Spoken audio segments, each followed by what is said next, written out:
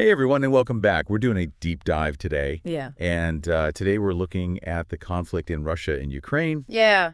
But we're going beyond just like the headlines and, kind of the day-to-day stuff that you see. Right.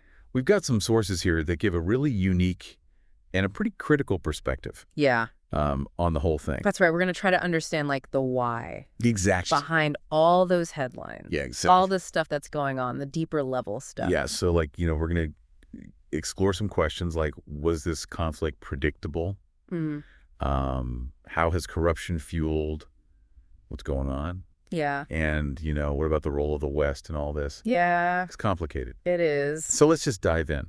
The sources we have really highlight the need to go way back and look at this shared history between Russia and Ukraine, right. Especially, their history together under the Soviet Union. Okay, so unpack that a bit. I mean, Yeah. We all know the Soviet Union was this massive global power, but what was it actually like for people living under that rule? Yeah.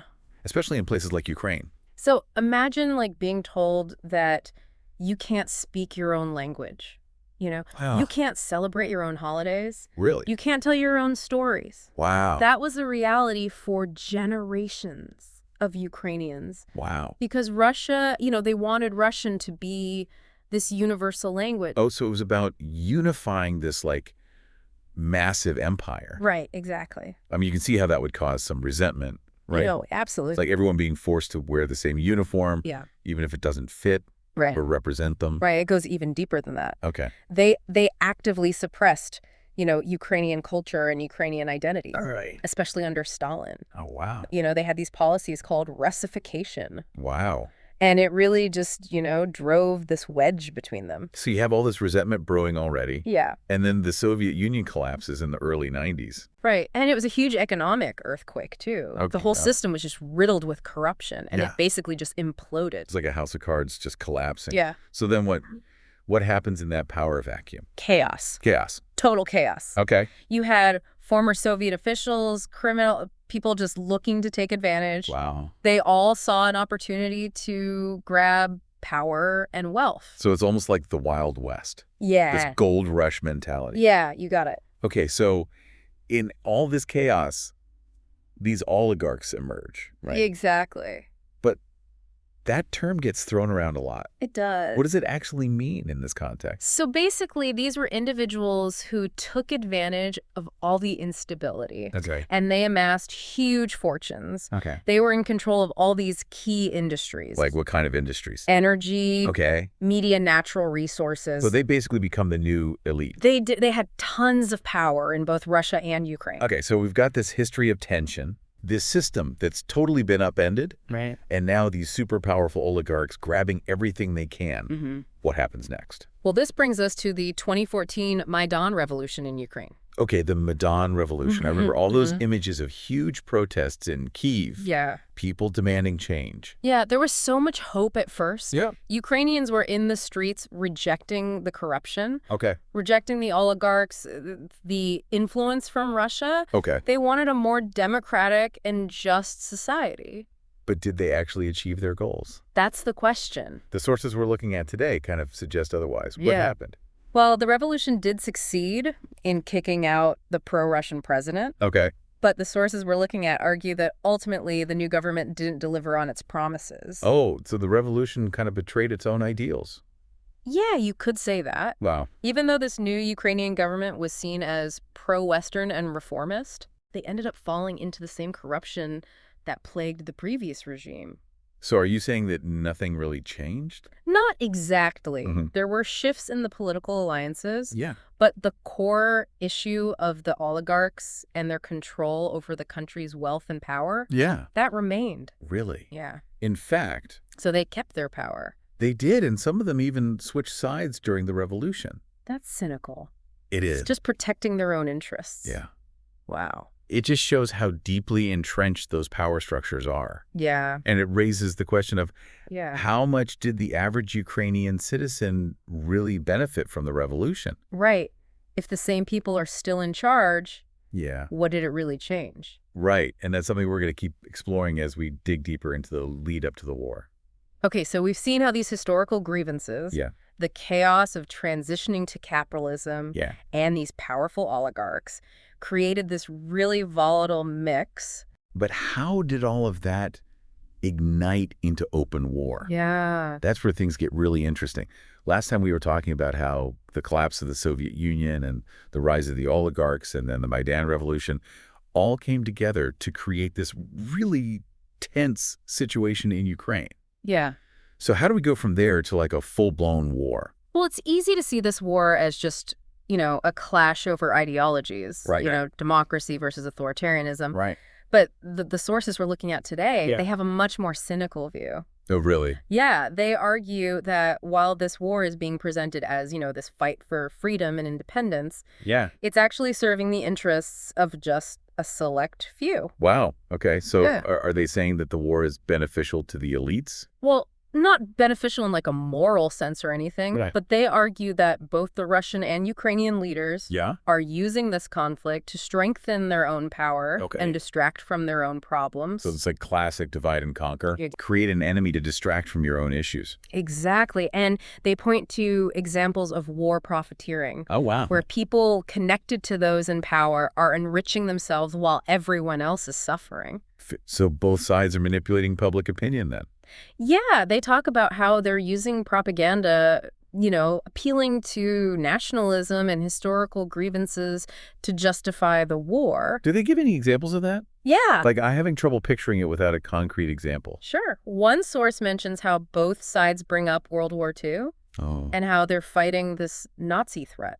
interesting. It's a very potent symbol, Yeah. but the sources say that they're using it to silence anyone who questions the war. Oh, wow. So they're weaponizing history. Exactly. And it's not just the past either. Okay. They also talk about how the media coverage of the war Yeah. is heavily censored on both sides. So they're controlling the information people are getting. Right. And when you control the information, you control how people see reality. Yeah. Yeah. It makes sense. And the sources argue that this control is making people feel powerless. Powerless. How? Well, they feel trapped between these competing narratives. Oh, okay. They can't really challenge what they're being told. It's like they're stuck in an echo chamber. Yeah, exactly. They can't even think critically anymore. And that's the danger that the sources highlight. Okay. This climate of fear and propaganda prevents any real debate. Yeah. And it allows those in power to do whatever they want. Wow. So if the war is serving the elites, then where does that leave everyone else? Well, the sources paint a pretty bleak picture. Okay. They suggest that the people of both Russia and Ukraine are basically pawns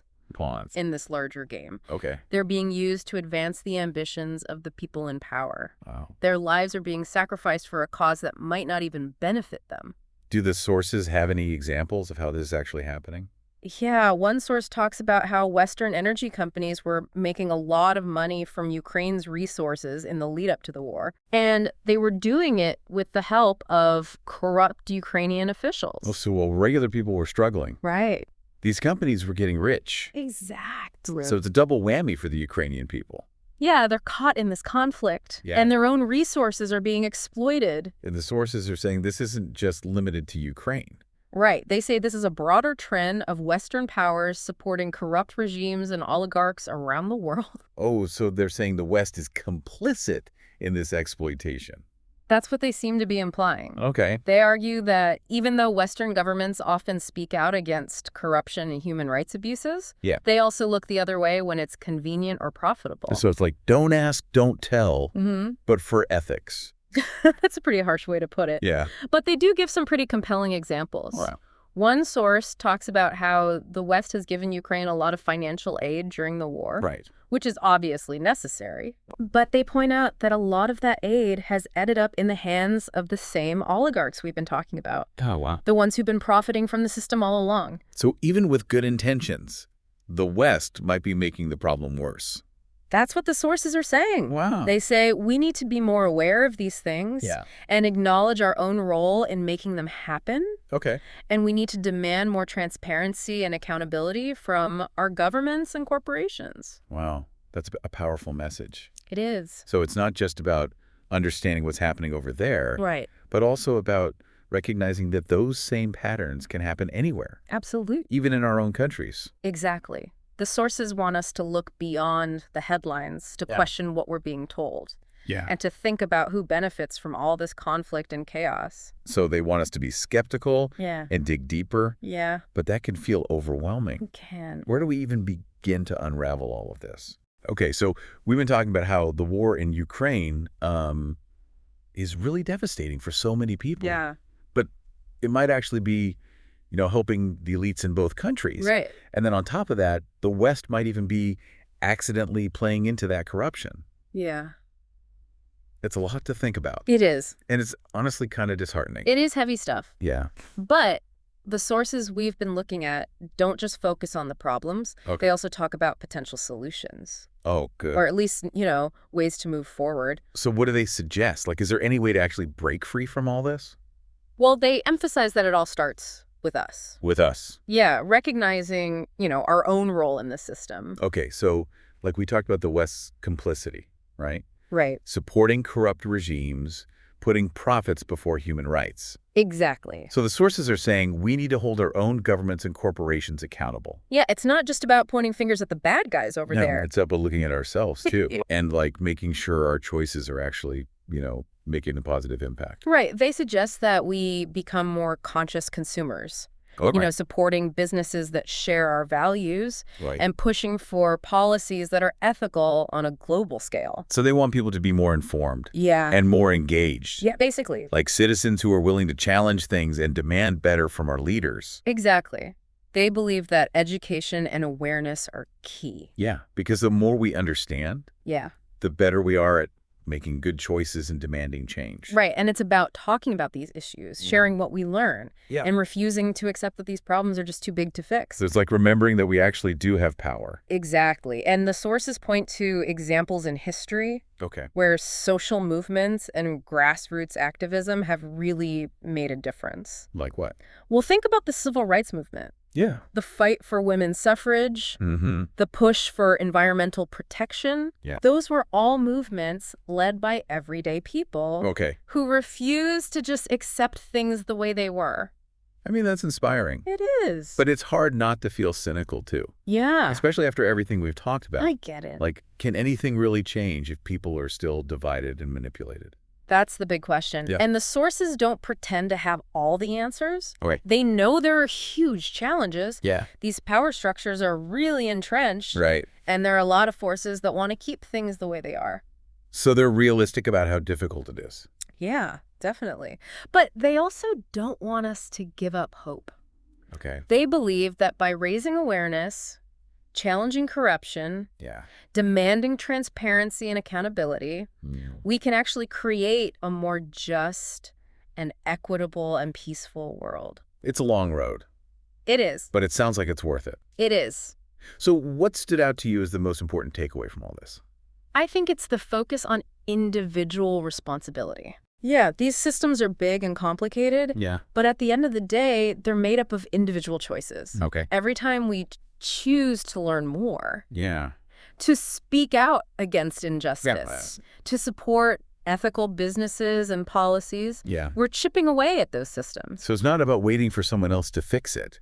It's Yeah. about recognizing that we all have a part to play Exactly. in making the world better. Yeah, and that each of us, through our actions and choices, Yeah. can contribute to a more hopeful future.